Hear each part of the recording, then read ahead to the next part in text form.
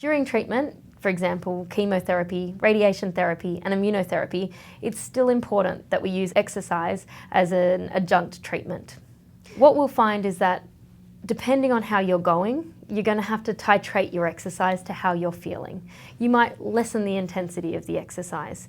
You might increase the frequency but lessen the duration, aiming for 5 to 10 minutes to break up that sedentary time, to limit that prolonged sitting. So I would recommend that if you are undergoing chemotherapy, keep it simple. Just go for short, frequent walks and try and increase that length of time to 30 minutes, but broken up across the day. You might find that you do 6 5-minute walks or 3 10-minute walks rather than trying to achieve that 30-minute walk. Similarly, what I would tend to say is that you might just do some standing up and sitting down from a chair for your strengthening exercises rather than going to a public place.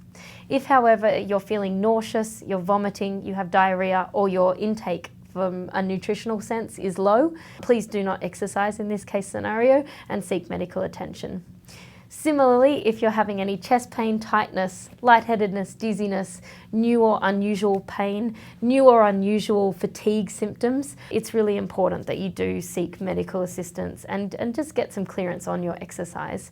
You're going to find that you have your good days and your bad days. So on your good days, go outside, enjoy the sunshine, enjoy going out with family and friends, do that walk, involve it into your everyday life. However, if you're having your bad days, you might bring it back a bit. You might get up and move around your house. You might go for a 5-minute walk back and forth along the hallway. It's just important to keep moving as much as you can. Sit less, move more.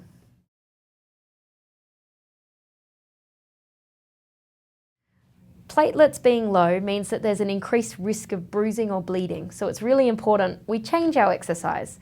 No contact sport, and particularly if you're at risk of falling, try and avoid tasks that are going to cause you to lose your balance and have a fall, and keep things low impact. Similarly, if you have low neutrophils or white cell count, your body might not be as proficient at fighting off infection, so it's important to not exercise in public places.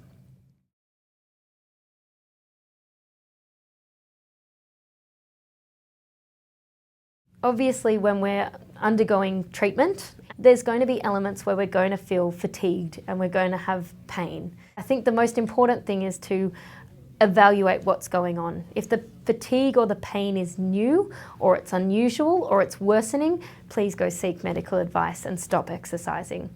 However, there is going to be some elements of when you start a new exercise program, you will have some pain.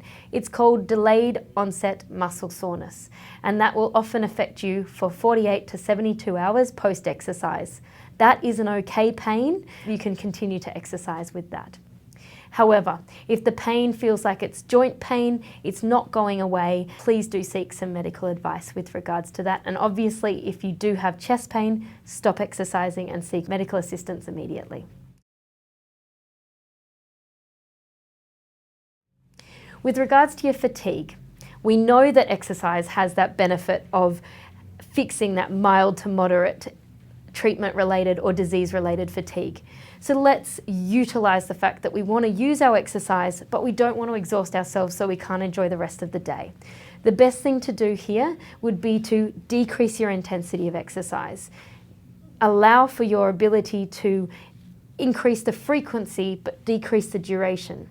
Go for those 5 6-minute walks around your house, or take it for an enjoyable factor. Go out for a coffee and utilise that walk and sit down at the cafeteria and enjoy the sunshine with your family. It's about fitting exercise into your day rather than making it a chore. Make it enjoyable.